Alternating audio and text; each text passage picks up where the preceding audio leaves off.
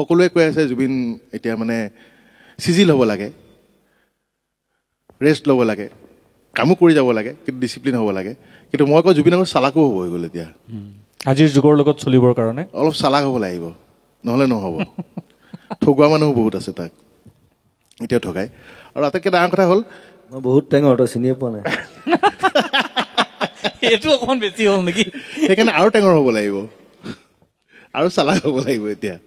আৰু এইকাৰণে সি এতিয়াতো শুব লাগিব আৰু, কাৰণ জুবিনে যেতিয়া সপোন জুবিনে দেখিলে বহুত লাভ হয় আমাৰ। যেতিয়াই শুৱে তেতিয়াই সপোন দেখে। ইয়াতে শুব লাগিব নেকি? এতিয়া নালাগে। আৰু সেই সপোনবোৰে পিছত ধুনীয়াকৈ এটা আকাৰ ৰূপ লয়। আৰু আটাইতকৈ ডাঙৰ কথা জুবিনৰ যিবোৰ ভাল ভাল প্ৰজেক্ট সি চব সপোনত পোৱা। ঈশ্বৰ প্ৰদত্ত যিমানবোৰ ভাল ভাল ষ্টৰি আছে সেই চব সপোনত দেখে। দেখি পিছদিনাখন কয় এই কালি এনেকুৱা দেখিলোঁ, এনেকুৱা তই মনত ৰাখ। তেনেকুৱা বহুত ধৰণৰ ষ্টৰি আমি মনত ৰাখি আমি ছবি কৰিম। আৰু দীৰ্ঘায়ু ছবি কামনা কৰি আছোঁ, ময়ো কামনা কৰিম দীৰ্ঘায়ুক ভাল কাম কৰি যাওক বহুত বছৰ। আমাৰ দুটাতো এটা প্লেন আছে, এখন চিনেমা আমি ভাবি থৈ দিছোঁ, সেইখন সি কৈছে সেইখন এতিয়া নকৰোঁ আমি। বোলো কেতিয়া কৰিম? এতিয়াই ধুনীয়া সময় নহয়, এইখন দেৰিকৈ কৰিম, এতিয়া আমাৰ ৭৫ বছৰ বয়স হ'ব, এতিয়া আমি অলপ বুঢ়া হ'ম, তেতিয়া গৈ এই ছবিখন আমি চাম অলপ। তেনেকুৱা ধৰণৰ বহুত আশা আছে আৰু বহুত কাম কৰি গৈ আছে, সুন্দৰ সুন্দৰ কাম দিগন্তও কৈছে, গৰিমাও কৈছে, গোটেই তাৰ স্থিতিৰ কথা। আজি আকৌ এই জন্মদিনৰ সময়ত এটাই আশা কৰোঁ, জুবিন গাৰ্গ সদায় আমাৰ জুবিন গাৰ্গ হৈ থাকক, জুবিন গাৰ্গ হয় অসমৰ জুবিন গাৰ্গ হৈ থাকক, অসমৰ সমূহ ৰাইজৰ আশীৰ্বাদ জুবিন গাৰ্গৰ লগত আছে। ধন্যবাদ ৰাজেশ দা। মই আৰু দুজন কোনোবা মানুহে চুই চাবলৈ আহে, কোনোবাই চাবলৈ আহে, কথা পাতিবলৈ আহে। দৈনিক আপুনি যিমান মানুহ লগ পায় তাৰ মোৰ যদি ভুল নহয় ৭০ৰ পৰা ৬৫%, অৰ্থাৎ ৬৫ বা ৭০% মানুহ আপোনাৰ পৰা কিবা এটা বিচাৰি আহে। দিন ৰাতি বুলি কথা নাই। GMCH বা নেম কেয়াৰলৈ আপোনাক জেনেৰেলি ফোনত নাপায়, ৰিচেবল আপুনি নহয়, বা আপুনি বৌ বা সিদ্ধাৰ্থ কাৰোবাক ফোন কৰিব লাগে। কিন্তু সেই মানুহটোৱে নেম কেয়াৰৰ মালিকলৈ, আগতে ৰমেন তালুকদাৰ যেতিয়া অধীক্ষক হৈ আছে ৰমেন তালুকদাৰলৈ ডেইলি এভাৰেজলি ১৫-২০টা ফোন কৰে, আমুক ৰোগীজনক চাই দিবি, তমুক ৰোগীজনক চাই দিবি। আচলতে আপোনাক সেই মানুহখিনিক লৈ কি কৰিবলৈ মন যায়? আৰু আপোনাৰ ঘৰখনলৈ যেতিয়া ৰাতিপুৱা কোনোবা যায় দেখিব যে ১৫-২০জন অকল দাদাৰ ওচৰলৈ কোনোবাই হয়তো মাৰ্কশ্বিটখন লৈ ৰৈ আছে, কোনোবাই হয়তো মাটিৰ পটা এখন লৈ ৰৈ আছে, কোনোবাই হয়তো কান্দা কাটা কৰি মেডিকেল চাৰ্টিফিকেট এখন লৈ আছে। সেই মানুহবিলাক কিয় যায় আপোনাৰ ওচৰলৈ? বহুতোতো মানুহ আছে, কি পায় আপোনাৰ পৰা? বেচিকেলি মই বেমাৰী বেছি পাওঁ, নিজকে ডক্টৰজনে লাগে আজিকালি। মই ৰিপৰ্ট চাই ক'বও পাৰোঁ মানে কোন ডক্টৰৰ ওচৰত গ'লে ভাল, কোনখন হস্পিটেলত গ'লে ভাল। বেমাৰী বহুত আহে, বেমাৰী মানুহ, বিভিন্ন ধৰণৰ বেমাৰ, আৰু মই যি পাৰোঁ সহায় কৰোঁ। পঢ়া শুনালৈ আহে ল'ৰা ছোৱালী বহুতে, স্কুলৰ বা কলেজৰ ফিজ, হোষ্টেল ফিজ, সেইবোৰ যিমান পাৰোঁ দি থাকোঁ। আৰু মোৰ কথা হ'ল চবে মানে কি বি হেপী। আৰু কথা এটা মানে মানুহ যদি হেপী নহয় জীৱনত একো কৰিব নোৱাৰে। কিন্তু প্ৰথমতে নিজে হেপী হ'ব লাগিব, তেতিয়াহে লোকক হেপী কৰিব পাৰি। চ' সেইটো মই দায়িত্ব বুলি ভাবোঁ, কৰোঁ। আৰু সেইটো এতিয়াৰ নহয়, সেইটো আগতে মই দেউতাকো দেখিছোঁ, দেউতা একে আছিলে। মানে খুব বেয়া সময়তো দেখিছোঁ দেউতাই কাকো না নকৰে, ডিপ্ৰাইভ নকৰে। চ' সেইটো চাগে ঘৰৰ পৰা শিকিলোঁ, ব্লাডত আছে।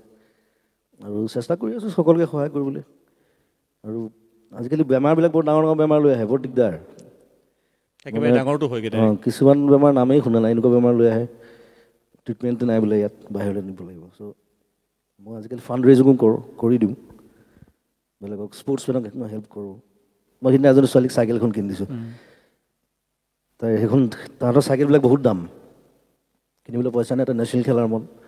চ' মই অলপ ফাণ্ড ৰেইজিং কৰিলোঁ, নিজেও দিলোঁ, দি মেলি আমি চাইকেলখন কিনি দিলোঁ। এতিয়া তাই প্ৰেক্টিছ কৰি আছে, ভাল খেলিলে ভাল লাগিব আৰু দেখি। মই দৰ্শকলৈ এতিয়া কওঁ, মামণি বৰদলৈ তেওঁৰ নামটো আছিল, মামণি বৰদলৈ। এতিয়া আমাৰ মাজত নাই, দুৰাৰোগ্য ৰোগত আক্ৰান্ত হৈ তেওঁ ইতিমধ্যে আমাৰ পৰা বিদায় লৈছে। আৰু দাদাৰ সেইদিনাখনি সম্ভৱতঃ মোৰ যদি ভুল হোৱা নাই, বৰপেটাত আপোনাৰ অনুষ্ঠানে, পাঠশালাত অনুষ্ঠান আছিলে, আপুনি চকু পানী উলিয়াই দিছিল তাই যেতিয়া খবৰটো পাইছিল। মই অনুৰোধ জনাম যে জুবিন গাৰ্গ, সেই জুবিন গাৰ্গজনক লৈ, যদিও বা তেওঁলোকৰ কন্যা তেওঁলোকৰ মাজত নাই, তাৰ পিছতো এই অনুষ্ঠানটোলৈ তেখেতসকল আহিব বিচাৰিছিল যদিও কিছু কাৰিকৰী অসুবিধাত আহিব নোৱাৰিলে। মামণি বৰদলৈ পিতৃ আৰু মাতৃয়ে জুবিন গাৰ্গক লৈ কি মন্তব্য ৰাখিছে? মোৰ ছোৱালীজনী কেঞ্চাৰক হোৱাৰ লগে লগে মই বম্বে নিছিলোঁ, বম্বেৰ পৰা দিল্লী নিছিলোঁ।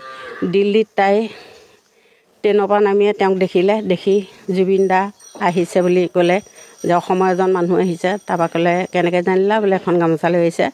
তাৰপৰা জুবিনক লগ কৰিব গ'ল, পিছে পিছে ময়ো গ'লোঁ, কাক লগ কৰিবলৈ গৈছে বুলি। তাৰপৰা জুবিনে দেখি তই ক'ত? বোলে মই আপোনাক বিচাৰি ফুৰিছিলোঁ নহয়। তাই তেনেকৈ ক'লে আৰু জুবিনেও কৈছে মই তোক বিচাৰি ফুৰিছিলোঁ, তই হাঁ কৰি কথা পাতিলে, পাতি মোক ক'লে আপুনি মাক নেকি, এখেত দেউতাক নেকি? বোলো হয়। তাৰপৰা বোলে তেনেহ'লে মোৰ লগত প্লেনত তাই মোৰ লগত যাব। আৰু মই বোলো ছিটটো মোৰ লগত আছিলে, বোলে নহয় টিকেট থাকিলেও মই সুবিধা কৰি লৈছোঁ। তাৰপৰা মই পিছত ৰাজা তেওঁৰ লগত বহিলোঁ আৰু ছোৱালী তেওঁৰ লগত বহি ট্ৰেইনত আহি তাৰপৰা নামি ফ্লাইটৰ পৰা নামি পেলাই তাত বোলো হেৰি এতিয়া ক'লে বোলে তুমি বোলে চিন্তা কৰিব নালাগে, মই তোমাক মোৰ লগত ৰাখিম আৰু আপোনালোকেও চিন্তা কৰিব নালাগে, মই তাইৰ লগতে ৰাখিছোঁ। তাই মোৰ ভণ্টিক মই মোৰ লগত ৰাখিম।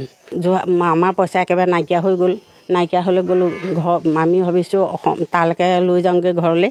ঘৰত মই কিছু ৰাইজৰ পৰা কেইজনী পইচা সংগ্ৰহ কৰিব পাৰোঁ, তেতিয়া আনি পেলাই মই ডিব্ৰুগড়ত কেমো লোৱালোঁ।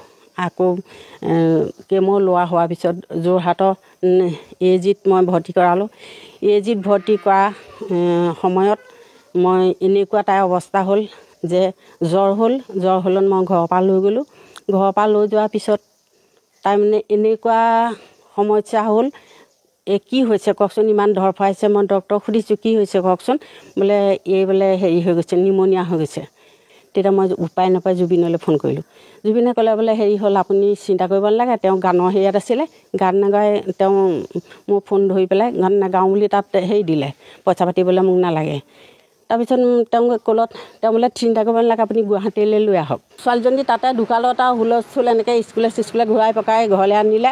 আনি মোক জুবিনে ফোন কৰিলে চিন্তা কৰিব নালাগে, তাই সকাম পতা হ'ল আৰু সকামত জুবিনে 50,000 টকা নে 60,000 টকা দিছে। তেখেতৰ জন্মদিনৰ উপলক্ষে মই এইটোৱে ক'ব বিচাৰিছোঁ, ইমান গুণীমানী ব্যক্তি এজনৰ জন্মদিনত মই সহস্ৰবাৰ নমস্কাৰ প্ৰদান কৰিছোঁ।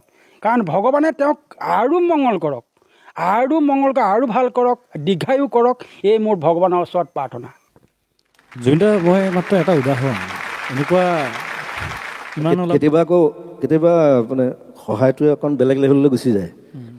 সেইদিনা ৰাতিপুৱা মাইকী মানুহগৰাকী আহিছে, আমাতকৈ অলপ ডাঙৰ বয়সত। চ' তেওঁ মানে তীৰ্থ ভ্ৰমণ কৰিবলৈ যাব, মোক পইচা বিচাৰিছে। মই বোলো সেইটো বাকী আছিলে আৰু যি নহওক অকণমান দি পেলাই পঠাই দিলোঁ, যি পইচা আছিলে হাতত। চ' মই না কৰিবলৈ বেয়া পাওঁ আৰু তেওঁলোকেও ভাবে যে কিবা এটা হ'লেও সহায় কৰিব। যিখিনি পাৰোঁ কৰি আছোঁ, কৰি থাকিম সদায়। কাৰণে জুবিনদা প্ৰেৰণাৰ উৎস। কোনে কি হ'ব বিচাৰে, you just write it down. চবেই ডাক্তৰ লিখিছে, ইঞ্জিনিয়াৰ লিখিছে, কোনোবা বিজনেছমেন লিখিছে, কোনোবা কিবা লিখিছে। জন লেননে একো লিখা নাই, তেওঁ অকল হেপী বুলি লিখিছে। কি হ'ব বিচাৰে যে মই জীৱনত হেপী হ'ব বিচাৰোঁ। যে মানুহক কি কৰিব লাগে, ইটো ওলাওঁতে অকণ দেৰি হ'ব, মই বোলে এটা কাম কৰি ৰওঁ, তেতিয়া সি ভিতৰৰ পৰাই মাত মাতি দিয়ে, তৌ ল'ৰা মৌ ল'ৰা, যদি পাৰোঁ বাথৰুমটো শ্বেয়াৰ কৰিব পাৰোঁ ইচ্ছা কৰিলে।